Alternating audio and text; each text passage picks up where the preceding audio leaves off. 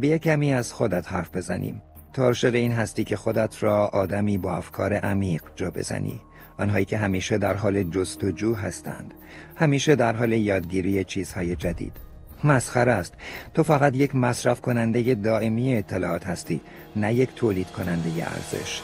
صفحات کتاب‌ها را ورق میزنی، پادکست‌های فلسفی گوش میدی، مقالات پیچیده را لایک میکنی و بعد خودت را متقاعد میکنی که با این کار سطح هوشی تو بالاتر رفته است.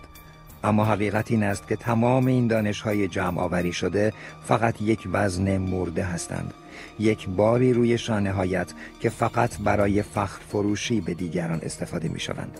تو در حال مصرف هستی تا مجبور نباشی خلق کنی. تو از مسئولیت فرار می‌کنی و پشت تحلیل‌های پیچیده قایم میشی. اگر زندگیت در هم و بر هم است، تقصیر جامعه است، تقصیر سیستم است، تقصیر تربیت است. تو تمام دلایل منطقی دنیا را ردیف می‌کنی که چرا نمیتونم موفق باشم، چرا نمیتونم شاد باشم، چرا نمیتونم تغییر کنم. این همه آگاهی برای چیست اگر حتی نمیتونی اتاق خودت را مرتب کنی یا به قولهای کوچک خودت عمل کنی؟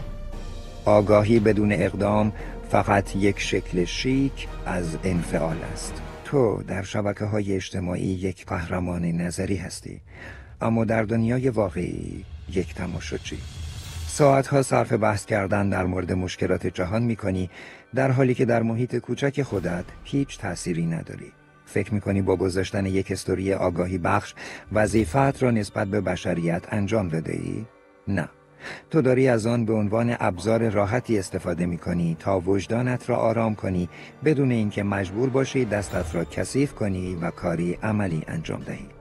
شما به دنبال تایید شدن هستید، نه تعالی.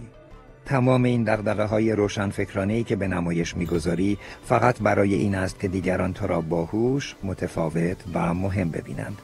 این یک بازی ظریف خودشیفتگی است. شما می‌خواهید به شما گفته شود که چقدر فکرتان درست است، چون در اعماق وجودتان می‌دانید که در عمل هیچ تفاوتی با بقیه ندارید. پس به جای اینکه دوباره در مورد مشکلات جهان سخنرانی کنی، برو و یک مشکل کوچک خودت را حل کن. یک کار واقعی انجام بده. اگر نتوانستی، بدان که تمام آن دانش‌ها و افکار عمیق فقط صدای تو خالی یک طبل تو خالی است. بگذارید من بگویم که طنز ماجرا کجاست.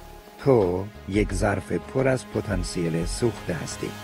تمام سالها به خودت و دیگران دروغ گفتی که استعداد داری یا فقط باید شرایط جور شود. اما حقیقت این است که از ترس درد رشد هرگز جرأت نکردی حرکت کنی. ترجیح دادی در باطلاق امن و آشنای شکست بمانی تا اینکه قدم در راه ناامن و نامشخص پیروزی بگذاری. چون شکست برای تو یک هویت است، یک بهانه دائمی برای درجا زدن و گله کردن. در خلوت خودت از این نارضایتی لذت میبری، چون به تو اجازه میدهد خودت را قربانی ببینی، نه یک فرد ضعیف که مسئولیت کارهایش را نمیپذیرد. پس دیگر بس کن این نمایش بزرگ را. نه باهوشی، نه متفاوتی و نه قرار است کاری از تو برآید. تو فقط یک آدم معمولی هستی که حتی شهامت معمولی بودن را هم ندارد. تو فقط منتظری که یک نفر دیگر بیاید و زندگیت را جابجا کند.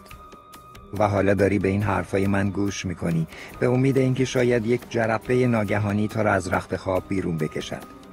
نه، من نجات دهنده تو نیستم. من فقط صدای بلند حقیقت تلخی هستم که خودت جرأت شنیدنش را نداری. منتظر شنیدن صدای شکسته تو میمانم.